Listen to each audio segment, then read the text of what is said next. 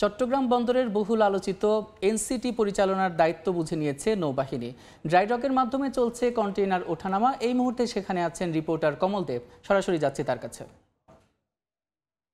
কমল, সকল জল্পনা কল্পনার অবসান ঘটিয়ে অবশেষে নিউ মুরিন কন্টেইনার টার্মিনালের পরিচালনার দায়িত্ব বুঝিয়ে নিয়েছে বাংলাদেশ নৌবাহিনী। গত রাত 12টা থেকে চট্টগ্রাম ড্রাইডকের মাধ্যমে পরিচালিত হচ্ছে বন্দরের সেই নিউ মুরিন কন্টেইনার টার্মিনালের কার্যক্রম। আপনি জানেন চট্টগ্রাম বন্দরের সবচেয়ে অত্যাধুনিক কন্টেইনার টার্মিনাল হিসেবে পরিচিত রয়েছে এই এনসিটির। বিশেষ করে এখানে কিন্তু চট্টগ্রাম যে 18টি অত্যাধুনিক গ্যান্ট্রিকেন, তার মাঝে 14টি গ্যান্ট্রিকেনের অবস্থান রয়েছে এই নিউ এনসিটিতে। এবং এই এনসিটির সাথে গত রাত 12টায় চুক্তির মেয়াদ শেষ হয়েছে সাইপ পাওয়ার টেকের। কিন্তু গত বেশ কিছুদিন ধরে আলোচনা চলছিল দেশি নাকি বিদেশি অপারেটর দিয়ে এই অত্যাধুনিক টার্মিনালটি পরিচালনা করা হবে, সেটা নিয়ে একটা আলোচনা সমালোচনা চলছিল। এর প্রেক্ষিতে সরকার নীতিগতভাবে সিদ্ধান্ত নেয় বাংলাদেশ নৌবাহিনীকে দিয়ে তারা এই টার্মিনালটি পরিচালনা করবে। এরই প্রেক্ষিতে গিয়ে বাংলাদেশ নৌবাহিনী পরিচালিত অপর একটি প্রতিষ্ঠান রয়েছে চিটাগং ড্রাইডক। সেই ড্রাইডকের মাধ্যমে বন্দর এখন এই নিউ মুরিন কন্টেইনার টার্মিনাল পরিচালনা করছে। গত রাত 12টা যেহেতু সাইপ পাওয়ার টেকে তাদের চুক্তির মেয়াদ শেষ হয়, রাত 12টার পালাতে বুঝে নেওয়া হয়েছে বন্দরের কার্যক্রম।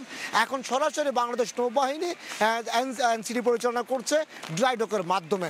আপনি জানেন চট্টগ্রাম বন্দর যত প্রায় বছরে 32 লাখের বেশি কন্টেনার হ্যান্ডেলিং হচ্ছে, সেই হ্যান্ডেলিংয়ের মধ্যে 44% কন্টেনার হ্যান্ডেলিং হয় কিন্তু এই এনসিটিতে। যেহেতু অত্যাধুনিক গ্যান্ট্রিকেন, স্ট্যাডাল ক্যারিয়ার সহ নানা ধরনের যন্ত্রপাতির সন্নিবেশিত আছে এই টার্মিনালটিতে, তাই এখানে প্রতি ঘন্টায় 28 থেকে 30, কোনো কোনো ক্ষেত্রে 35টি পর্যন্ত কন্টেনার উঠানামা করা যায়।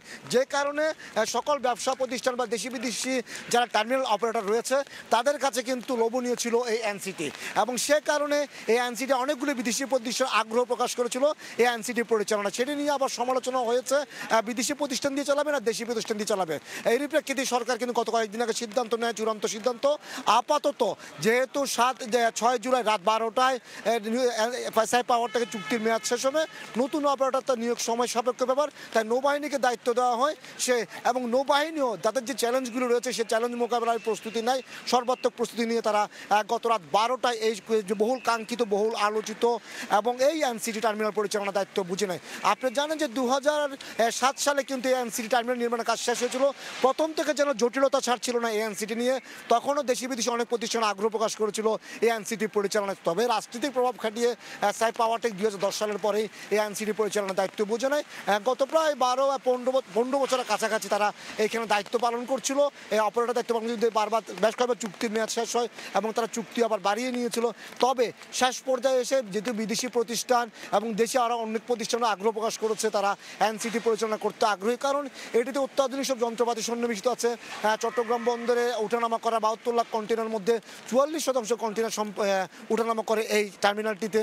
এবং একই সাথে যে সুযোগ সুবিধা রয়েছে, একসাথে 4টি জাহাজ ভিড়তে পারে এই টার্মিনালে, যেখানে অত্যাধুনিক সুযোগ সুবিধা এবং সব ধরনের সুযোগ সুবিধা থাকায় তাই আগ্রহ ছিল সবচেয়ে বেশি। তবে বিদেশি প্রতিষ্ঠানকে বলা হচ্ছিল, আরব আমিরাত ভিত্তিক ডিপি ওয়ার্ল্ডও কিন্তু আগ্রহ দেখিয়েছিল এই টার্মিনাল পরিচালনার দায়িত্ব নিতে, এবং দেশীয় অনেক প্রতিষ্ঠানের আগ্রহ রয়েছে এখানে পরিচালনার। তবে সরকার শেষ পর্যন্ত সিদ্ধান্ত নেয় নৌবাহিনীকে দিয়ে তারা এই টার্মিনালটি পরিচালনা করবে। তারই প্রেক্ষিতে গিয়ে তারা ড্রাইডকরা ড্রাইডক যেহেতু নৌবাহিনী দ্বারা নিয়ন্ত্রিত অপর একটি প্রতিষ্ঠান, এবং ড্রাইডকের মাধ্যমে গত রাত 12টায় এই চুক্তির মেয়াদটি দায়িত্ব বুঝে নিয়েছে ড্রাইডক। আমরা যতটুকু জানি চট্টগ্রাম বন্দরের যে সবচেয়ে বড় অত্যাধুনিক এবং প্রায় 1000 মিটার ব্যাপ্তি রয়েছে এই টার্মিনালটির। 1000 মিটারের মধ্যে এখানে রয়েছে 14টি গ্যান্ট্রিকেন রয়েছে, এবং 14টি গ্যান্ট্রিকেনের মাধ্যমে চট্টগ্রাম বন্দরের যে উঠানামা করা কন্টেনারগুলো 44% কন্টেনার এখানে সম্পূর্ণ হয়।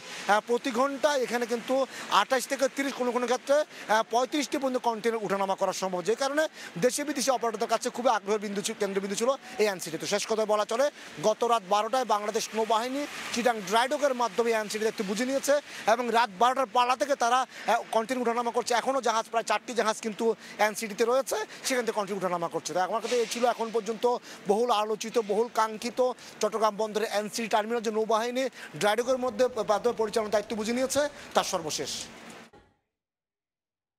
এনসিটি পরিচালনার দায়িত্ব বুঝে নিয়েছে নৌবাহিনী, সে খবর জানাতে চট্টগ্রাম বন্দর থেকে যুক্ত ছিলেন সহকর্মী কমল দেব।